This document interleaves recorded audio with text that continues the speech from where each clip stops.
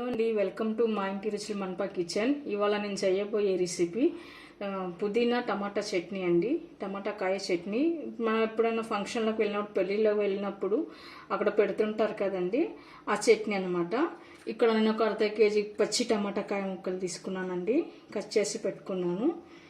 ఇక్కడ పుదీనా, కొద్దిగా మెంతం కూర తీసుకున్నాను. పుదీనా స్మాల్ కట్ అండి, మెంతం కూర కొద్దిగా తీసుకున్నాను. 4-5 పచ్చిమిరపకాయలు, మీకు కారం కావాలంటే ఇంకో 4-5 తీసుకోవచ్చు.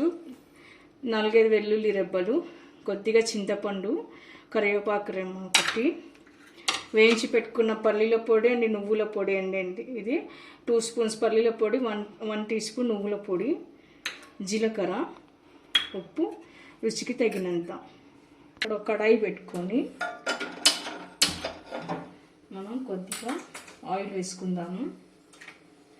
నేను ఇక్కడ ఒక 1 టీ స్పూన్ ఆయిల్ వేస్తున్నాను. ఆయిల్ హీట్ అయింది.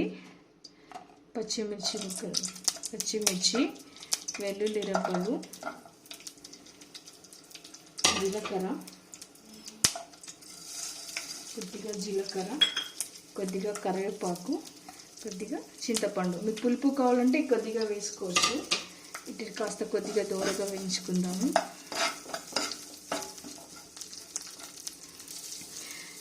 ఇక్కడ మా దగ్గర మిర్చి చాలా కారం ఘాటుగా ఉంటుందండి, అందుకే నేను కొద్దిగా తీసుకుంటున్నాను. మీ సైడ్ ఏమైనా మిర్చి చప్పగా ఉంటే మీకు తగినంత మీరు ఎంత కారం తీసుకుంటారో అంత మిర్చి తీసుకోవచ్చు. ఓకే అండి, ఇది ఒక ప్లేట్లోకి తీసుకుందాము. ఇదే కడాయిలో మీ స్టవ్ ఆన్ చేసుకొని కడిగి పెట్టుకున్న పుదీనా, కొత్తిమీర వేసుకోవాలండి. పుదీనా, మెంతం కూరాకు ఇవి బాగా దూరగా వేయనివ్వాలి, వాటర్ తేమ పోయే వరకు. కొద్దిగా ఆయిల్ వేసుకోండి, కొంచెం దగ్గర అవ్వాలన్నమాట. తేమ అవుతుంది, తేమ తగ్గే వరకు. ఓకే అండి, దగ్గర అయిపోయింది. ఇప్పుడు ఇది ఒక ప్లేట్లో తీసుకుందాము. స్టవ్ ఆఫ్ చేసుకున్నాము. ఇప్పుడు మళ్ళీ అదే కడాయిలో మనం కట్ చేసి పెట్టుకున్న టమాటా ముక్కలు కూడా వేసుకుందామండి. ఇది కూడా దూరగా వేగాలన్నమాట. కొంచెం వాటర్ తేమంతా తగ్గిపోయి కొద్దిగా వేగితే చాలు, మరీ మెత్తగా కాకుండా సగం మగ్గితే చాలండి. ఇందులో కొద్దిగా 2 టేబుల్ స్పూన్ ఆయిల్ వేసుకుందాము.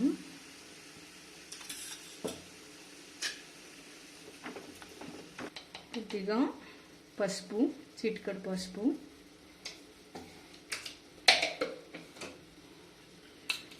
ఉప్పు తగినంత. మళ్ళీ మిక్సీ పట్టిన తర్వాత అప్పుడు టేస్ట్కి తగ్గట్టుగా కొద్దిగా వేసుకుందాము.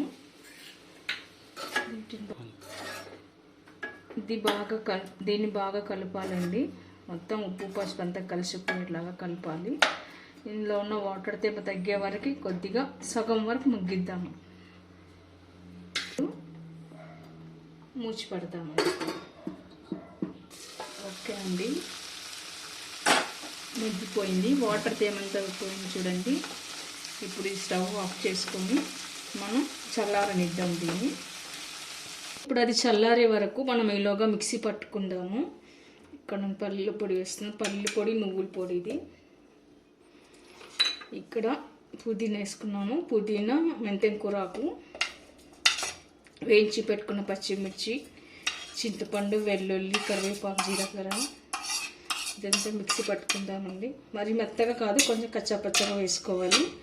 దీనిలోనే కొద్దిగా సాల్ట్, అప్పుడు ఒక టమాటా వేసుకున్నాం కదా, ఇప్పుడు కొద్దిగా మిక్సీ పట్టుకుందాం. ఇలా కచ్చాపచ్చగా వేసి పెట్టండి. ఇలా కచ్చాపచ్చగా వేసి పెట్టుకోవాలి. ఇప్పుడు టమాటాలు కూడా వేసుకుందాము. ఇప్పుడు చల్లారిపోయిందండి, దీన్ని కూడా వేసుకుందాము. ఓకే అండి, ఇలా కచ్చాపచ్చగా మిక్స్ చేసి పెట్టుకోవాలి. ఇది రోటీలోకి, చపాతీలోకి, రైస్లోకి చాలా టేస్ట్గా ఉంటుందండి. మనం పెళ్ళిళ్ళ ఫంక్షన్లో వెళ్ళింటాం కదండి, ఇలానే చేస్తారనమాట. చాలా బాగుంటుంది, మీరు కూడా ట్రై చేయండి. మీకు ఎలా వచ్చిందో చెప్పండి. ఇప్పుడు దీన్ని మనం తాలింపు వేసుకుందామండి.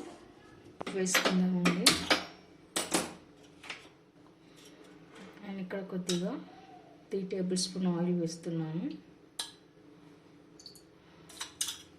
ఆయిల్ హీట్ ఎక్కనివ్వాలి. ఆయిల్ హీట్ అయింది.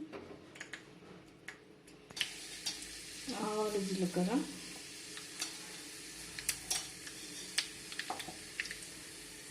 కొద్దిగా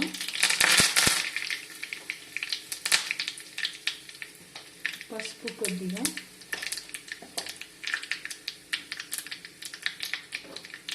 స్టవ్ ఆఫ్ చేసాము. ఇప్పుడు దాంట్లో కలిపేసుకుందాము.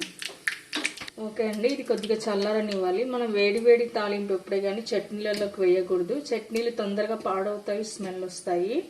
ఇది కొద్దిగా చల్లారిన తర్వాత చట్నీలో వేసుకుందాము. ఈలోగా మనం దీని ఒక సర్వింగ్ బౌల్లోకి తీసుకుందాము. ఓకే అండి, నేను ఒక సర్వింగ్ బౌల్లోకి తీసుకున్నాను. చట్నీ రెడీ అయిపోయింది. చూసారుగా, మీకు ఎలా వచ్చిందో ఎలా కుదిరిందో చెప్పండి. లైక్ చేయండి, షేర్ చేయండి, సబ్స్క్రైబ్ చేయండి. Thank you for watching.